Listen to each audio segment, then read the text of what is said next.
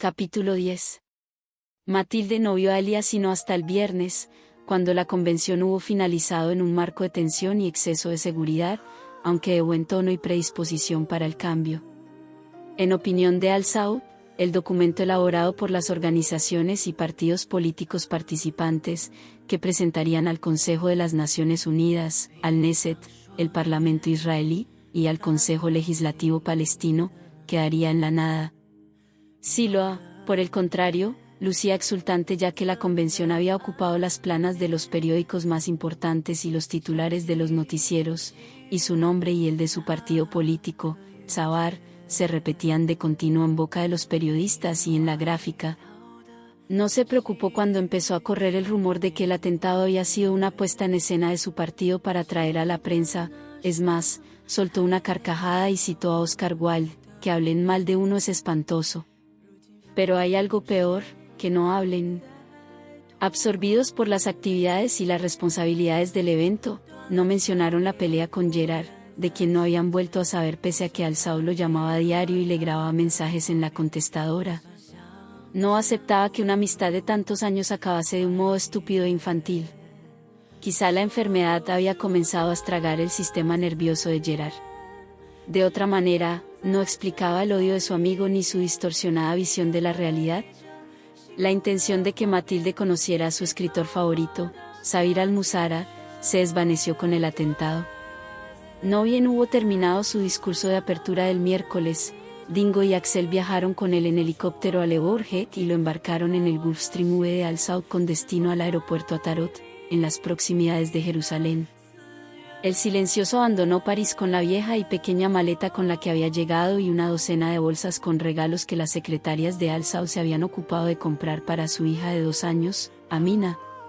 Se fue sin conceder entrevistas a la prensa y, aparte de trabajar duramente con Siloa, el martes por la tarde le pidió a Elia que lo llevase a visitar la tumba de su hermana Samara en el cementerio musulmán de Boulogne, a 10 kilómetros al noreste de París. Para Al-Saud, visitar la tumba de su esposa nunca resultaba fácil y agitaba viejos demonios que por periodos aflojaban sus garras y que a veces las clavaban con fuerza inusitada. Necesitaba a Matilde. Ya no cuestionaba la obsesión que ella le despertaba ni cómo esa dependencia se daba de bruces con su naturaleza libre de caballo de fuego ni con su vida caótica y errante. Fue a buscarla el viernes al instituto, ansioso como un adolescente, y, al verla aparecer en la vereda, experimentó una alegría abrumadora que destruyó el cansancio después de una semana infernal. Caminó hacia ella para recibirla en sus brazos, diminuta, perfumada y sonriente. Les propuso, a Matilde y a Juana, cenar en el restaurante Costes, en la calle Saint-Honoré, famosa por sus tiendas exclusivas, joyerías y almacenes de delicatessen. Teresa había hecho reservaciones para 4, Siloa también iría. Como Matt sabía que hoy te veríamos, cocinó para vos toda la mañana. Pensé que preferiría cenar en casa, explicó Matilde, más tranquilo, pero si querés, vamos a ese lugar. Esa semana se lo había pasado cenando fuera con potenciales clientes y con desconocidos, algo habitual en su vida. Con Matilde frente a él, anheló el recogimiento del hogar y una comida casera, hecha por ella.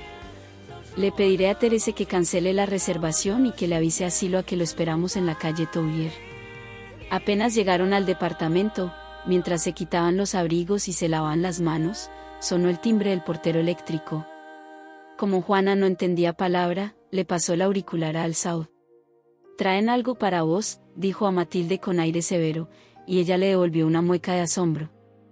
«Yo bajaré». Regresó con un paquete, por el embalaje se desprendía que era un cuadro. Juana se apresuró a abrirlo. Matilde soltó un gritito al ver de qué se trataba. «¡Mi cuadro!», exclamó. Juana se apoderó de un pequeño sobrepegado en el marco en pan de oro y lo abrió. Matilde admiraba el óleo con una sonrisa. Sus ojos parecían haberse vuelto de plata líquida. «Es de Roy», dijo Juana, y le pasó la tarjeta.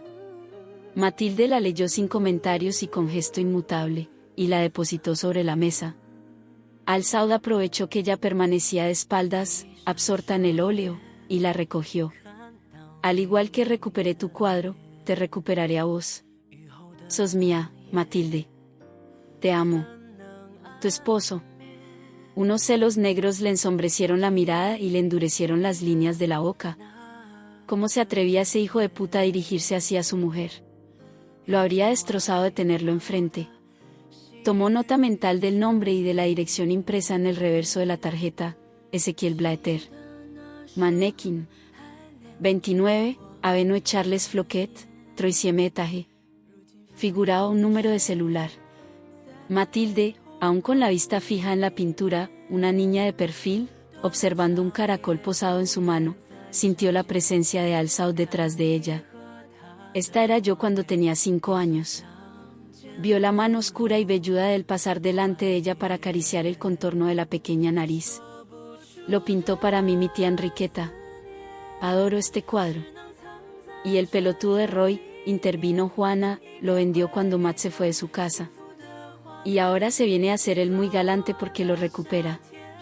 No te habrá mentido, Matt, para jugarla de gran héroe y, en realidad, nunca lo vendió. Porque no sé con qué guita habrá recuperado este cuadro. Los trabajos de tu tía se cotizan en dólares. Juana, por favor, suplicó Matilde, no quiero hablar de él. Recuperé mi cuadro. Es todo lo que importa. La llegada de Silo a Moses propició un cambio en el ambiente. Se dejó de lado la historia del cuadro y se dispuso la mesa para comer.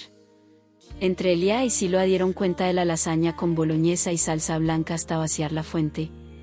En mi vida había comido una lasaña tan exquisita, aseguró Siloa.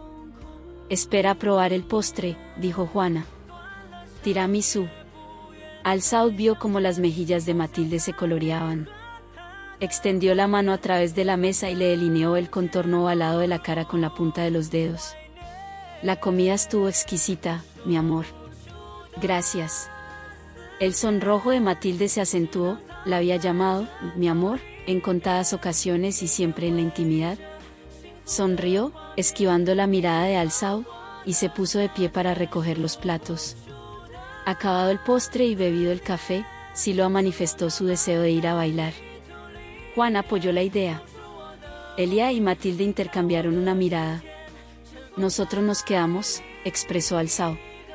Ya solos, y en tanto Matilde se ocupaba de los platos, Elia atendió una llamada de Sariar y devolvió otra de Alamán. Al entrar en la cocina, la descubrió tomando una pastilla. ¿Qué es? Nada, contestó ella. Vitaminas.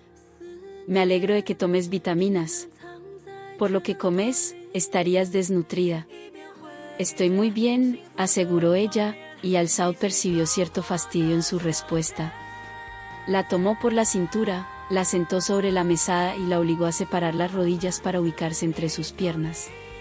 Matilde le pasó las manos por la frente y por el cabello. Al-Saud echó la cabeza hacia atrás, cerró los ojos y suspiró. ¿Estás cansado?, le preguntó con los labios sobre el cuello de él. Lo estaba, además de agobiado de preocupaciones. Varios contratos de seguridad se habían caído después del atentado.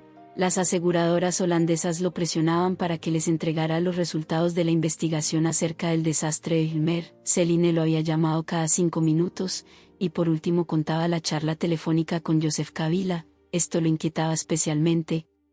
Sí, muy cansado. Fue una semana intensa. Matilde sintió un cosquilleo entre las piernas al ver la nuez de Adán subir y bajar contra la piel tensa del cuello. Se la tocó. Al-Saud irguió la cabeza y levantó los párpados, y la encontró expectante, los ojos muy abiertos, como los de una niña atrapada en la consecución de una fechoría. Matilde se apresuró a preguntar. ¿Qué novedades hay del atentado? ¿Qué dijo la policía? No le contaría que Mede Florian lo había llamado esa mañana para ratificar su sospecha. El asesino de Rani Dar Salem, el Botones, cargó la Beretta 92 con balas Dum Dum, de ojiva hueca, que provocaron el enorme daño en la cabeza de la víctima, como una explosión. De Dar Salem poco se sabía, era egipcio, con permiso para trabajar en Francia y vivía en el cuartucho de una pensión en el 19e arrondissement. Los vecinos lo describieron como un joven tranquilo, tímido y muy religioso. A menudo lo veían cumpliendo con el precepto de la Salá, las 5 oraciones diarias. De la revisión de sus pertenencias no surgía ninguna pista, lo mismo que del estudio del listado de pasajeros del Yoshue. La policía no ha descubierto nada de relevancia. El asesinato del Botones es el trabajo de un profesional, sin huellas ni indicios. Al-Saud tampoco le mencionaría el desvelo sin frutos de la noche anterior, que le había pasado en la base de la avenida Elysée Reclus estudiando lo que las cámaras de la sala de convenciones captaron durante el atentado. Sobre todo buscó una cara, esa del pasado que llevaba impresa en la retina. Ahora quiero olvidarme del atentado y de todo, dijo, y la tomó en brazos para llevarla a la sala. La sentó en un extremo del sillón. Recóstate aquí, le indicó ella, y apoyá la cabeza sobre mis piernas. En verdad lucía cansado. La sombra natural en torno a sus ojos se había vuelto intensa, casi el color del vino tinto. Era demasiado largo para el sillón, por lo que sus piernas colgaron en el apoyabrazos. Al-Saud suspiró con un gemido cuando Matilde le masajeó el cuero cabelludo. Loceaba la voz de ella mientras le refería sus anécdotas de la semana. Le contó que había regresado a la sede de manos que curan para retirar la guía del expatriado, un documento clave que debían aprender antes de viajar al Congo. Esa palabra inquietó a Al-Saud, y le trajo a la memoria la conversación telefónica que había sostenido esa tarde con su amigo, el general Joseph Kabila, jefe del Estado Mayor del Ejército de la República Democrática del Congo y primogénito del presidente Laurent Désiré Kabila.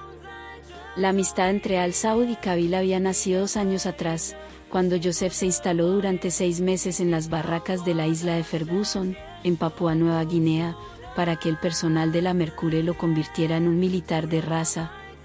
No le costó a Alia descubrir en Joseph a un líder nato, no del tipo de los que abundan en África, egocéntricos, amantes del lujo y corruptos, sino reflexivo, circunspecto y sensato. Otra sería la historia del Congo, había opinado Tony Hill, si Joseph ocupara el sitio de su padre. Por eso, cuando Joseph le pronosticó que el Congo marcharía a la guerra en pocos meses, Al-Saud no lo tomó a la ligera.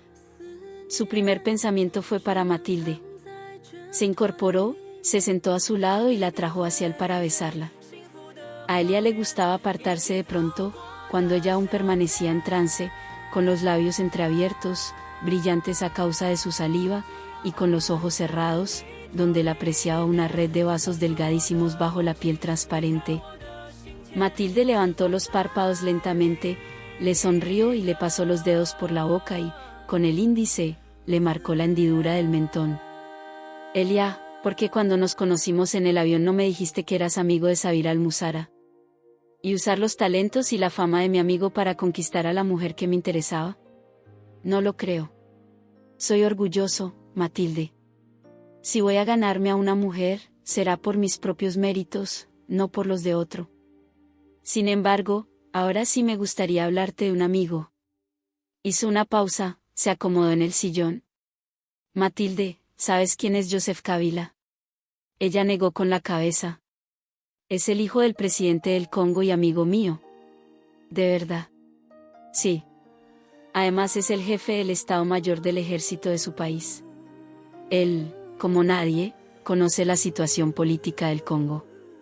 Esta tarde me llamó por teléfono y me dijo que la situación con sus vecinos, Ruanda y Uganda, es cada vez más tensa y que la guerra es inminente. Matilde abrió los ojos de manera desmesurada y separó los labios. La zona álgida es la de las provincias Kivu Norte y Kivu Sur, donde me dijiste que irías con manos que curan. Matilde asintió, aún desorientada. Matilde, mi amor, no puedes ir al Congo. ¿Lo entendés, verdad? Matilde se desenredó de su abrazo y se puso de pie. Por supuesto que voy a ir. Después de mirarla con estupor, Al-Saud abandonó el sofá. Estoy diciéndote que habrá una guerra, una gran guerra en el Congo. ¿Tenés dimensión de lo que eso significa? Si mi prima Amélie está allá, ¿por qué yo no? Amélie es una religiosa que dedica su vida a los pobres y a los más necesitados. ¿A quién crees que quiero dedicarla yo? ¿A mí? Al-Saud no se atrevió a formular la pregunta, él mismo lo había tomado por sorpresa. Se llevó las manos a la cabeza e inspiró profundamente. Percibía como la turbulencia comenzaba a rugir en su interior. Lo sabía, Takumi Sensei siempre se lo marcaba, la paciencia no contaba entre sus virtudes, más allá de que la filosofía Sorinji Kempo le hubiese enseñado a sofrenar sus impulsos. Puedes curar a los niños pobres de cualquier otra parte donde no haya un conflicto bélico. Insisto, ¿tenés dimensión de lo que es una guerra? Solo lo que puedo ver por televisión, admitió Matilde. Pues eso no es nada, nada comparado con la realidad. ¿Y vos sabes de la guerra? No contestaría a esa pregunta, no aún. Matilde le cubrió los hombros con las manos, no quiero que vayas al Congo. Lo siento, Elia. Matilde se desembarazó del peso de sus manos. Iré al Congo. Una vez te dije que estudié medicina para esto, y he venido a cumplir mi misión. Terca. ¿No escuchas lo que estoy diciéndote? La palabra guerra no te asusta. Sí, me asusta, pero esas personas me necesitarán todavía más si hay guerra. ¿Y piensas que yo no te necesitaré? No puedo permitir que te metas en ese infierno. No irás al Congo. ¿Qué derecho esgrimís para decirme lo que haré o no haré? Era la primera vez que levantaba la voz. Toda mi vida actué en función de lo que otros opinaban o querían, y nunca fui feliz. Ya no más. Viviré mi vida como quiera y a nadie rendiré cuentas. Si quiero ir al Congo, iré. Por otra parte, manos que curan cuida de su gente. Nada malo me ocurrirá. Manos que curan cuida de su gente. Al-Saud forzó una risotada. Por supuesto que lo hacen, pero, en un contexto bélico como el que se desatará en el Congo, quedarán tan expuestos como los propios congoleños. En cuanto a los que manejaron tu vida, no me compares con ellos. Yo solo quiero que la vivas libre y feliz, pero que la vivas, no que mueras en el intento. Si vas al Congo en estas circunstancias, lo más probable es que veas la muerte tan de cerca que la toques. ¿No le tenés miedo a la muerte? Por supuesto que sí. Le temo como a nada en el mundo. Es mi peor enemiga.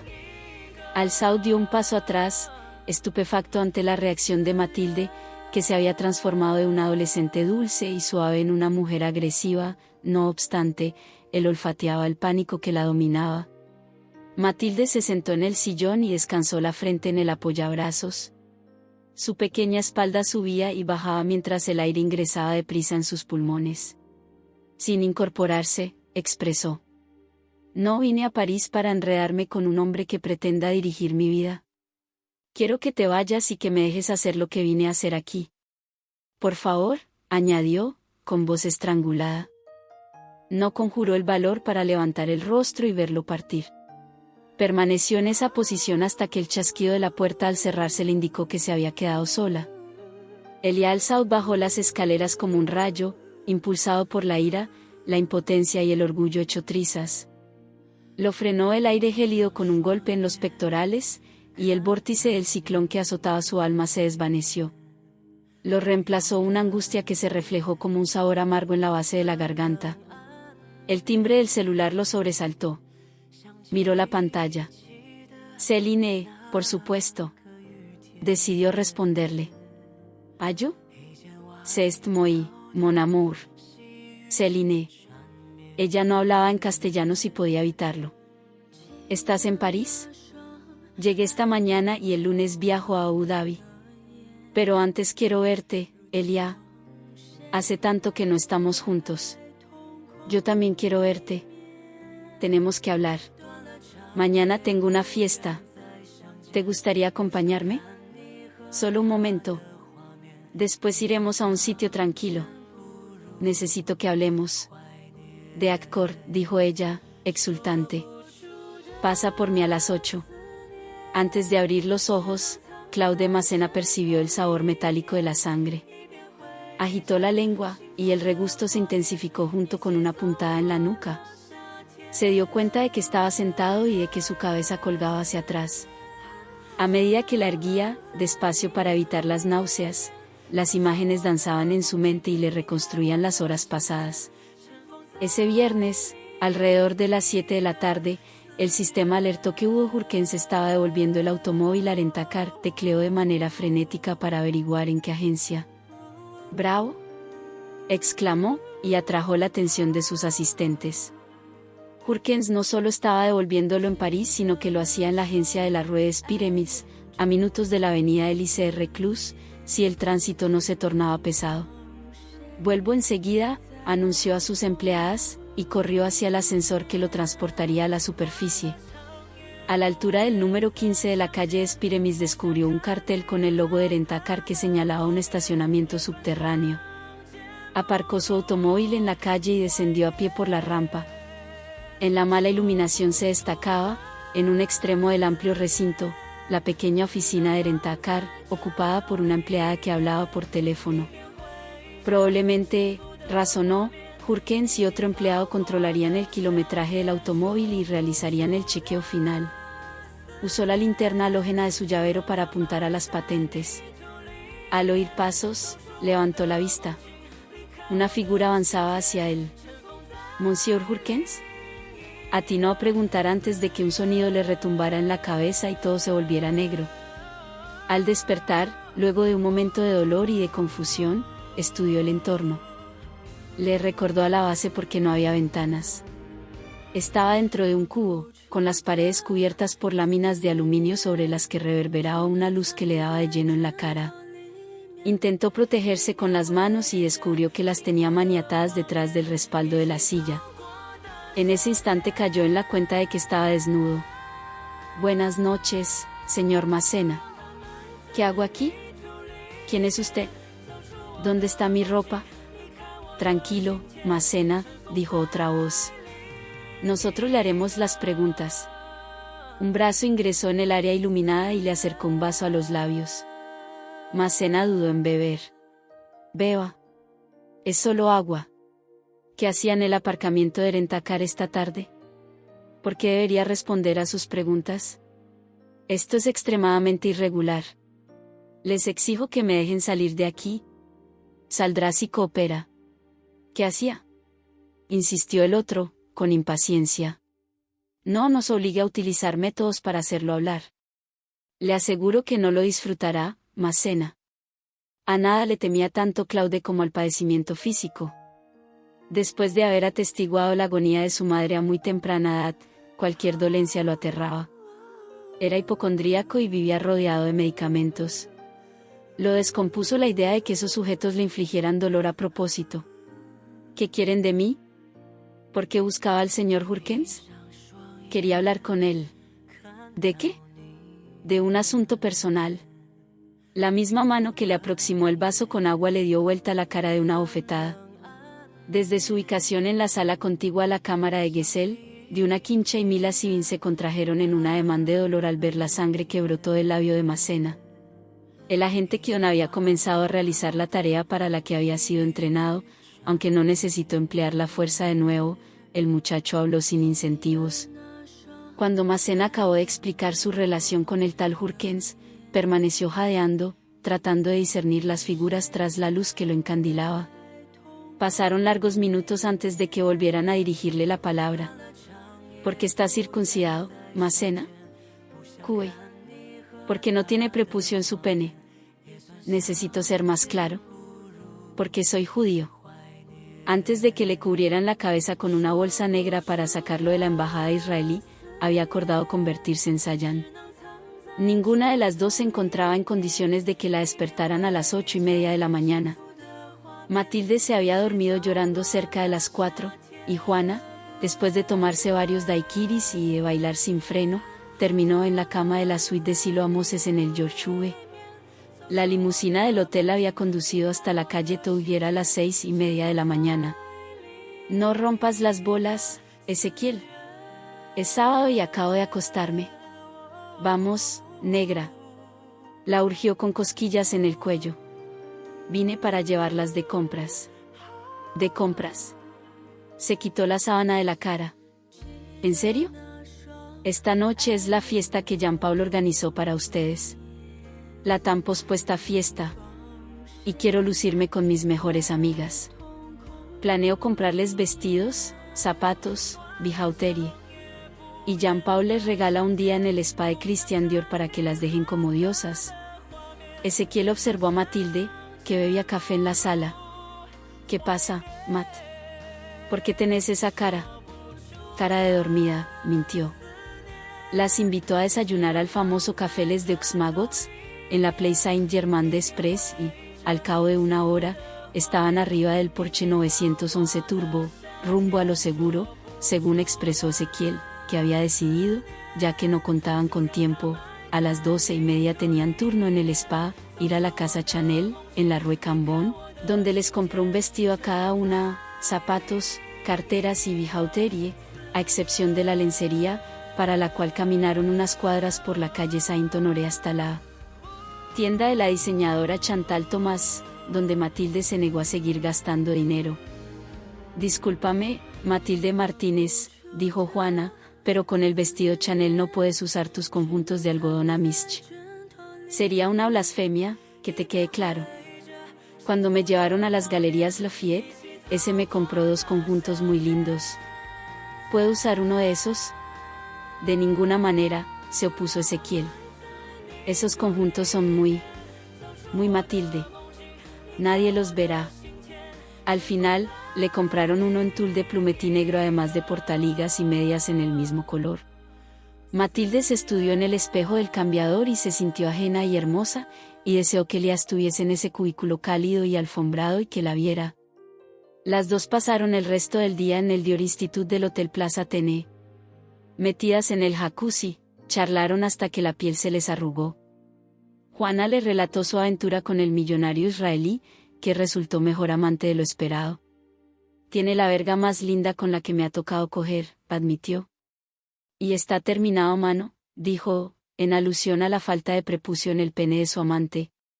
Silo le había confesado que era la primera mujer con la que hacía el amor, esa había sido la locución, aclaró Juana, desde la muerte de su esposa.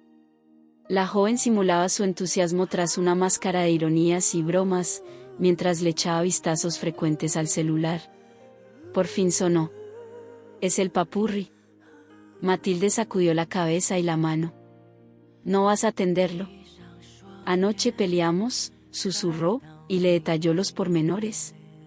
No voy a permitirle que me dirija la vida, concluyó. Mira, Matita, lo único que no vas a permitirle al potranco es que deje de cogerte.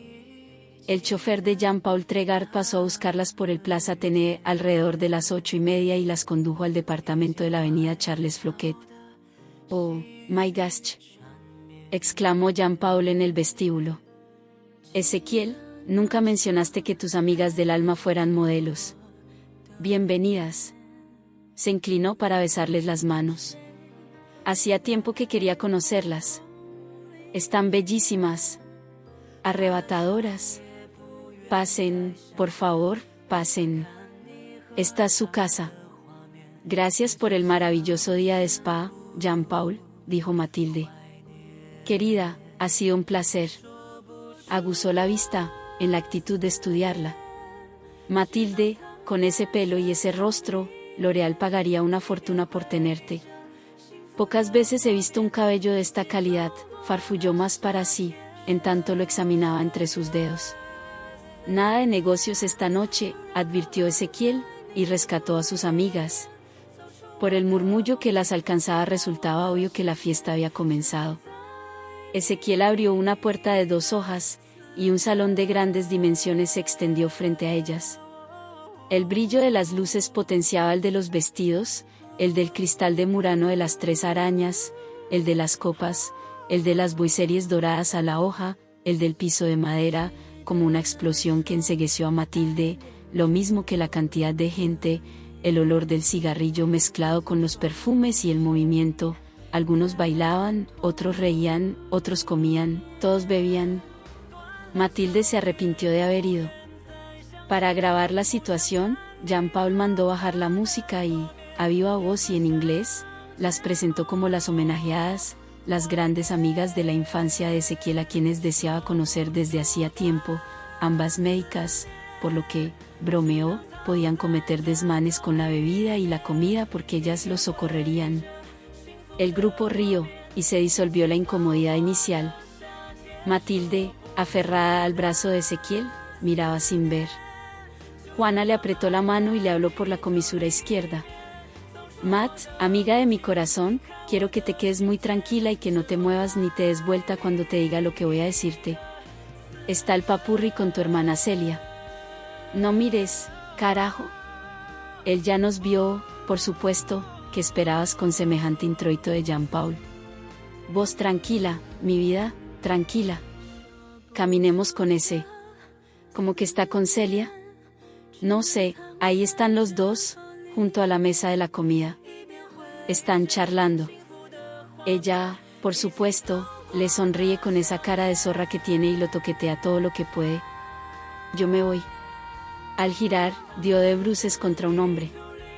Excusez-moi, balbuceó, dispuesta a proseguir hasta la salida cuando el desconocido la tomó por el brazo y la obligó a detenerse.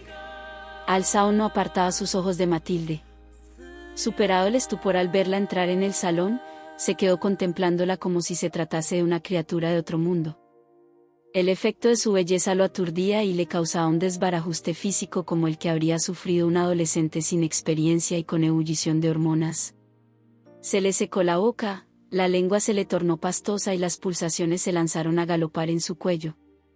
Bebió el jugo de piña de un sorbo y volvió a mirarla. Parecía transformada y, al mismo tiempo, conservaba el aura angelical. En tanto Alzao apreciaba el conjunto sin reparar en las minucias.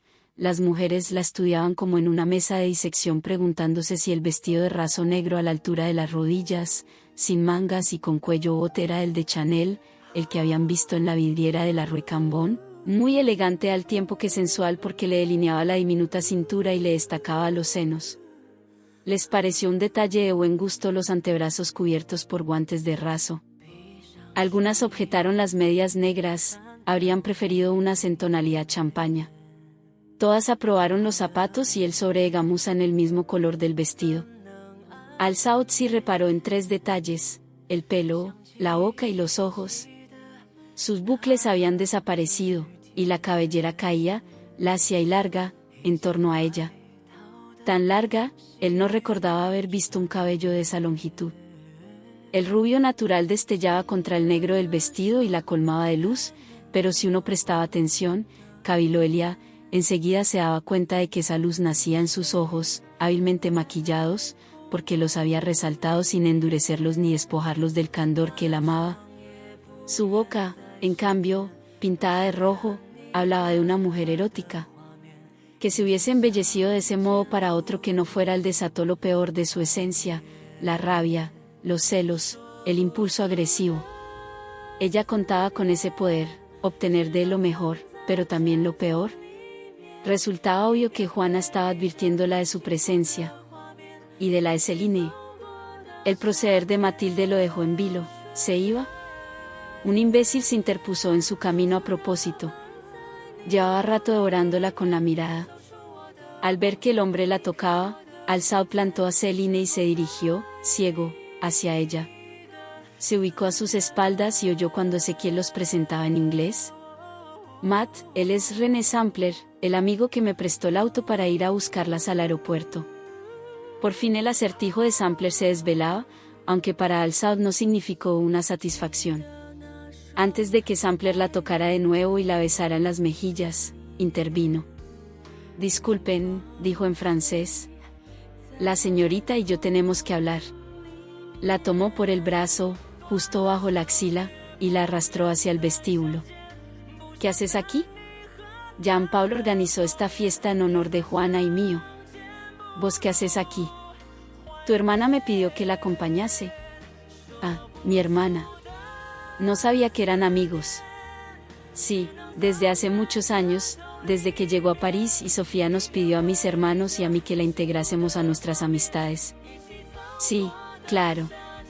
A Celia le cuesta tanto integrarse. Sobre todo con los hombres. Le echó un vistazo cínico, dio media vuelta y se alejó. Alzao permaneció atónito, no la sabía capaz de esa mirada agresiva, tampoco de ese meneo. Matilde temblaba. Ese breve intercambio con Elia le había drenado las fuerzas. Se preguntó de qué modo se las había ingeniado para replicarle. Los celos, tal vez, la habían endurecido. No soportaba que Celia y él hubiesen llegado juntos a la fiesta, que Celia hubiese ocupado su sitio en el Deportivo inglés, que le hubiese pedido que pusiera la música de Jean-Michel Jarre. ¿Lo habría tocado? ¿Se habrían besado? Eran amigos de larga data. Celia no tenía amigos. Ella coleccionaba amantes desde la adolescencia. Se recluyó en el baño. Se miró en el espejo. Deseaba huir de esa fiesta. De inmediato se compadeció de Ezequiel y de Jean-Paul. Abrió la puerta y regresó con calma, que se hizo trizas cuando vio a Roy discutiendo con Juana. Al descubrirla, Blatter avanzó hacia ella y la abrazó. Intentó besarla en los labios y ella apartó la cara. «Soltame. Ahora mismo». «Ya».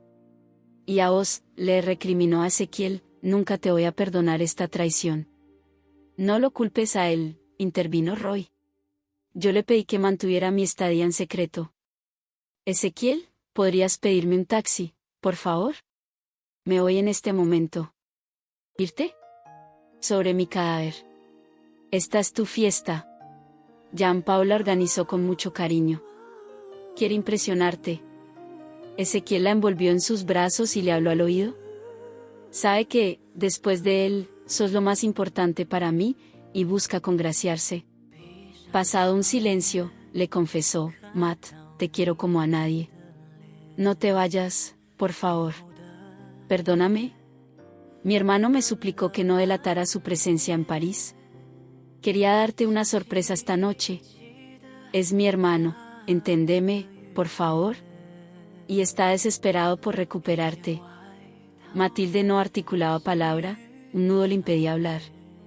Estaba viva gracias a Ezequiel y a Juana, pero sobre todo a Ezequiel.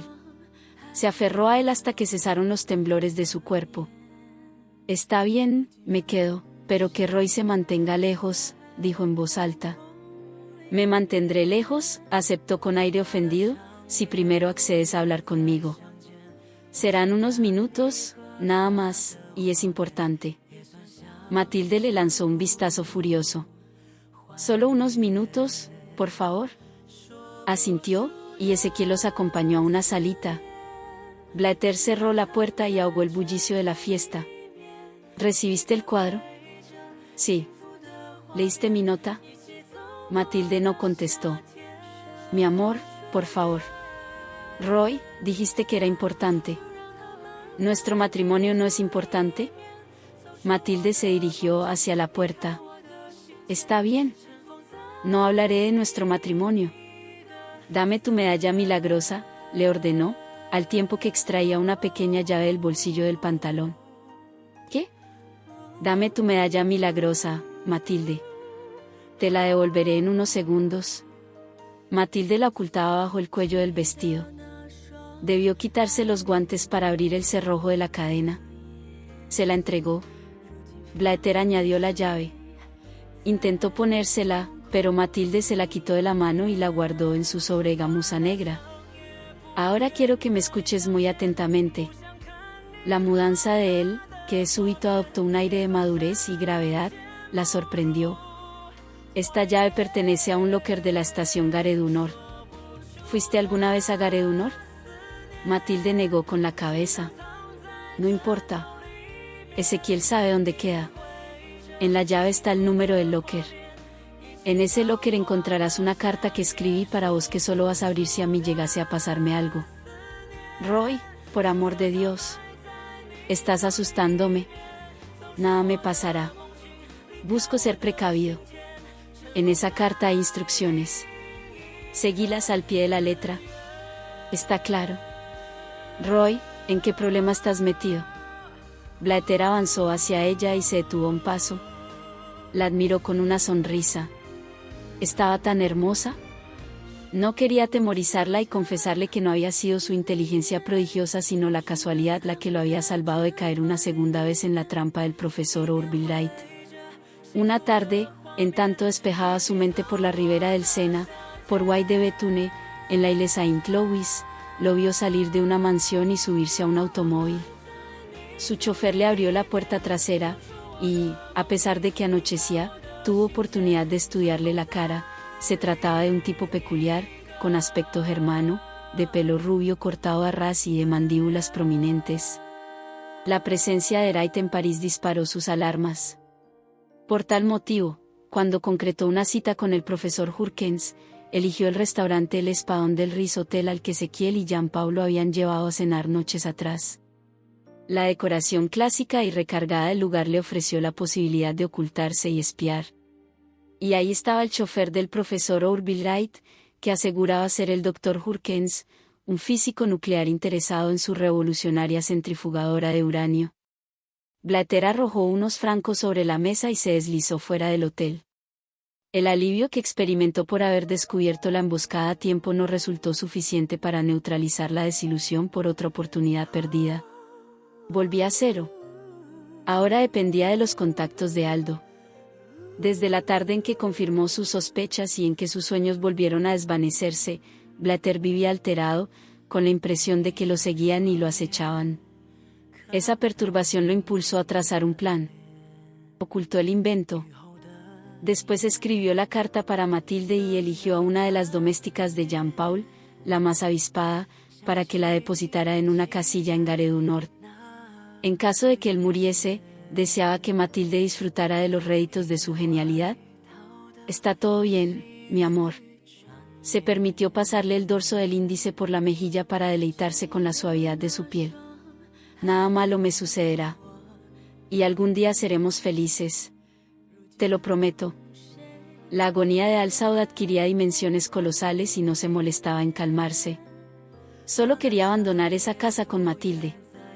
Verla en brazos de Roy Blatter, su esposo, había significado un duro golpe. Verla alejarse con él hacia la intimidad de esa habitación amenazó con desmentir lo que se aseguraba de los caballos de fuego, que son de sangre fría. Bramaba por dentro, ofuscado de celos e impotencia. ¿Por qué se encerraba con ese sujeto que la había lastimado? No comprendía qué mecanismo le impedía irrumpir en la habitación, destrozar al malnacido y llevarse a Matilde. Sudaba bajo el chaleco y la camisa. El ambiente lo asfixiaba. Los lances de Céline, cada vez más ebria, se tornaban grotescos. Al cabo de varios minutos, Matilde y Blatter reaparecieron en la fiesta. Ella se pegó a Juana. Resultaba evidente que estaba pasándolo mal. Blatter la seguía como una sombra. El asedio de René Sampler también la mortificaba. El escándalo estallaría en cualquier momento, y Al-Saud lo vio venir cuando la mano de Roy se disparó para aferrar el antebrazo de Sampler. «No toques a mi mujer», le ordenó en inglés. «Tu mano en la parte baja de su cintura es innecesaria». Sampler no necesitó más provocación. Se arrojó sobre Blatter, y la riña comenzó. Los invitados, ebrios en su mayoría, algunos drogados, los alentaban. Ezequiel y Jean-Paul intentaban separarlos. A Elia le habría llevado 2 minutos detenerlos, pero no se movió de su rincón. Disfrutaba viéndolos matarse. Buscó a Matilde entre el gentío. Se incorporó. No la encontraba. Había desaparecido. Matilde corrió hacia los interiores para alejarse del bochorno. Huiría de esa casa. Nadie la convencería de lo contrario. Algo malévolo rondaba esas paredes y a ese grupo de gente. El alcohol corría como agua, y ella había visto a algunos inspirar un polvito blanco desde sus pulgares. Céline le salió al paso en el corredor y le dio un susto de muerte. La acorraló contra la pared y le presionó la laringe con el antebrazo. ¿A qué mierda viniste a París, Matilde? A quitarme lo que construí. Estás borracha, como el papi. Estás repitiendo su historia. Al percatarse de las pupilas dilatadas en un ambiente iluminado, agregó, y estás drogada. Te odio. Me quitaste todo en Córdoba, el amor de la abuela y del papi. Y ahora querés quitarme lo que conseguí acá. Tía Sofía no para de hablar de vos. Jean-Paul es mi agente, mi amigo, acentuó, junto con la presión en la garganta de Matilde, y jamás me organizó una fiesta. ¿Por qué le hablo con vos? ¿Por qué te mira como si quisiera comerte? ¿Dónde lo conociste? En casa de tía Sofía. Tragó con dificultad y dolor. Estás ahogándome. Soltame, Celia. Céline. Mi nombre es Céline. Maldita hija de puta. Mi nombre es Céline. Matilde deslizó el brazo derecho entre ella y su hermana y la empujó. Céline cayó de cola, y Matilde disparó hacia la zona del vestíbulo. Le temía a Celia, un tinte siniestro se adivinaba en su semblante, la belleza no resultaba suficiente para disfrazar el odio que ardía en su corazón. Matilde. La voz la detuvo en seco. Se dio vuelta. Alzao la contemplaba con un sobretodo y su campera color marfil en las manos. Apareció Juana y los encontró mirándose a través del espacio del vestíbulo. ¡Qué fantástica, fantástica esta fiesta!, canturreó, con cara de circunstancia. Sácala de acá, papurri, por favor. No te preocupes, dijo antes de que Matilde lograse articular, le voy a pedir a Ezequiel que me lleve a casa. Anda tranquila. Este capítulo ha finalizado. Recuerda suscribirte y activar la campanita de notificaciones para avisarte cada vez que subimos nuevos capítulos de tus novelas favoritas. Comenta qué te ha parecido. Continúa con el capítulo siguiente.